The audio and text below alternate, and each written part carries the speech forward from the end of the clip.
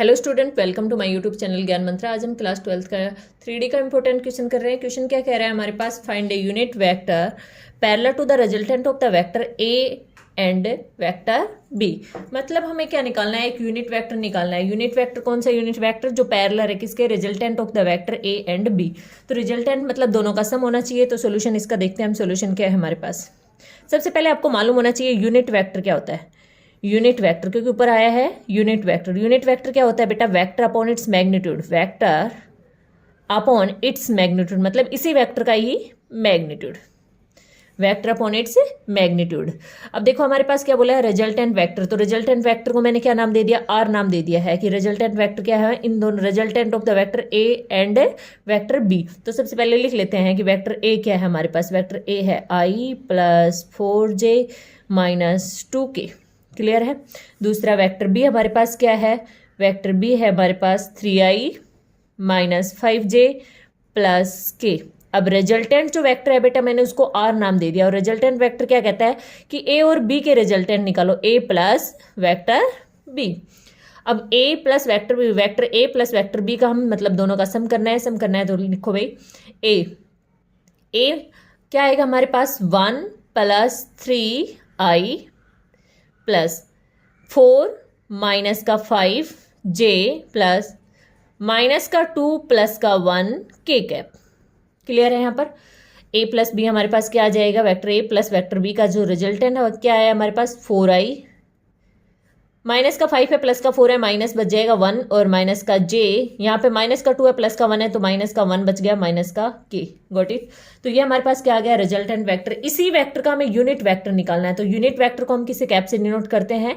तो क्या बोला था मैंने, वेक्टर अपॉन इट्स मैग्नीट्यूड। तो मतलब हमें वेक्टर तो मिल गया है, क्या बच गया हमारे पास, मैग्नीट्यूड बच गया है। तो अब मैग्नीट्यूड हम कैसे निकालेंगे, मैग्नीट्यूड निकालते हैं इस वेक्टर का। तो मैग्नीट्यूड निकालते हैं स्क्वायर रूट ऑफ 4 का स्क्वायर प्लस माइनस 1 का स्क्वायर माइनस 1 का स्क्वायर, और यहां पर भी क्या है माइनस 1 का स्क्वायर। तो क्या आ गया, 4 का स्क्वायर कितना होता है 16।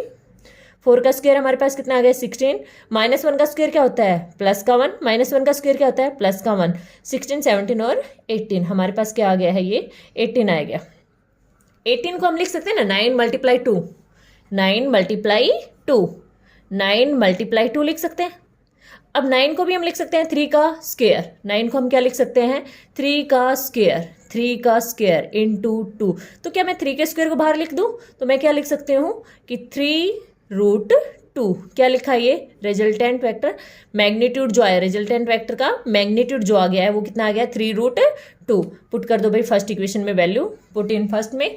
तो यूनिट वेक्टर आ गया हमारे पास, यूनिट वेक्टर आ गया। वेक्टर वेक्टर क्या है 4i minus j minus k upon में मैग्नीट्यूड कितना आया हमारे पास 3√2, जो कि हमारे पास क्या आ गया यूनिट वेक्टर। यूनिट वेक्टर कौन सा, parallel to the resultant of vector A and B. इन दोनों के रिजल्टेंट वेक्टर के जो पैरेलल है वो यूनिट वेक्टर हमने निकाला है। ठीक, अब हम सेम क्वेश्चन पे लैंग्वेज चेंज करके, सेम क्वेश्चन मतलब सेम ए और बी की वैल्यू सेम लेके लैंग्वेज चेंज करके क्वेश्चन को दूसरे तरीके से करते हैं। देखो क्वेश्चन क्या है अब हमारे पास, find a unit vector perpendicular to each of the vector A and B. बेटा उस केस में क्या दे रखा था, find a unit vector, unit vector निकालना था, बट क्या बोला था पैरेलल, पैरेलल बोला था। यहां क्या बोल गया, perpendicular to the each of vector A and B. Same digit है भाई हमारे पास, ए और बी सेम वेक्टर लिए हमने, सेम वैसे के वैसे ही।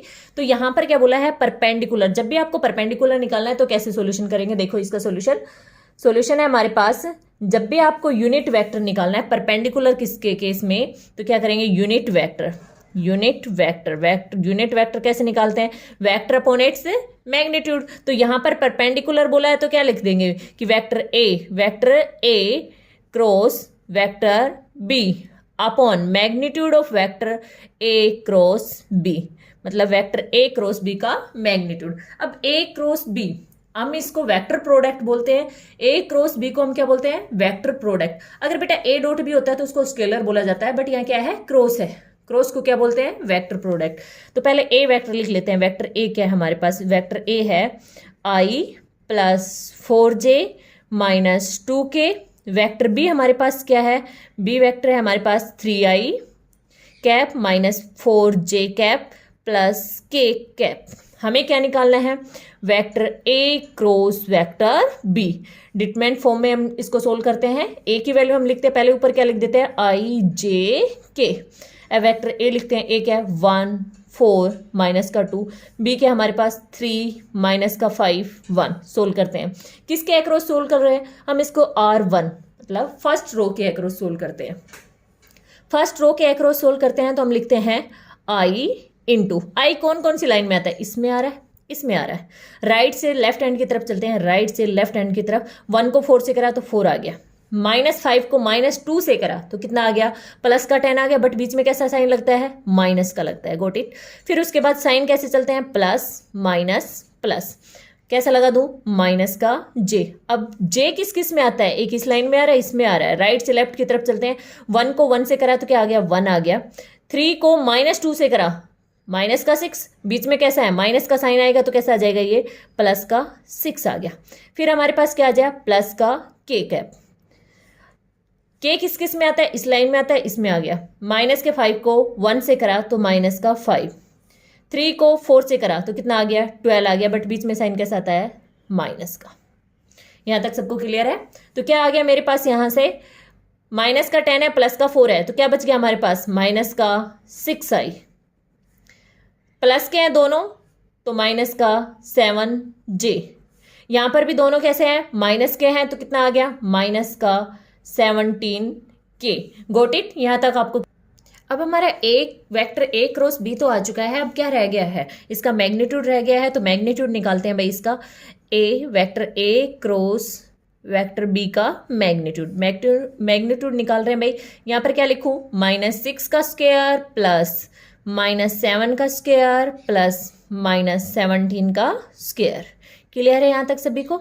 अब 6 का स्क्वायर कितना होता है? 36। माइनस है, माइनस का क्या चला जाएगा? प्लस चला जाएगा। ये कितना गया? 36। 7 का स्क्वायर कितना होता है? 49। और 17 का स्क्वायर कितना होता है? 289। आप सभी को ऐड करोगे तो आपके पास वैल्यू कितनी आ जाएगी? 374।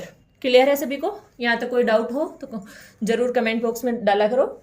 अब आगे देखो, हमें क्या निकालना है? यूनिट वेक्टर निकालना है। यूनिट वेक्टर क्या बताया था मैंने? जब भी ऐसा बोला गया तो ए क्रॉस बी निकाला, उसका मैग्नीट्यूड नीचे रखो। ए क्रॉस बी की वैल्यू कितनी आई है आपके पास? ये रही ए क्रॉस बी की वैल्यू। मैग्नीट्यूड की वैल्यू क्या है? ये रही। रख दो भाई, उसमें यूनिट वेक्टर आ जाएगा आपके पास। यूनिट वेक्टर, यूनिट वेक्टर आ गया आपके पास। ए क्रॉस बी की वैल्यू क्या है? माइनस का 6 आई, माइनस का 7j cap, -17k cap upon √374। अगर आपको सॉल्यूशन पसंद आया हो तो वीडियो को लाइक करें, शेयर करें, और जिसने सब्सक्राइब नहीं कराया वो सब्सक्राइब करें बेटा। और किसी भी चैप्टर में अगर आपको डाउट लग रहा है कि भाई इस चैप्टर से आपको क्वेश्चन सोल्व नहीं हो रहे हैं, तो कमेंट बॉक्स में कमेंट डालें कि भाई आपके इस क्वेश्चनों को सोल्व करवाया जाए। Thank you.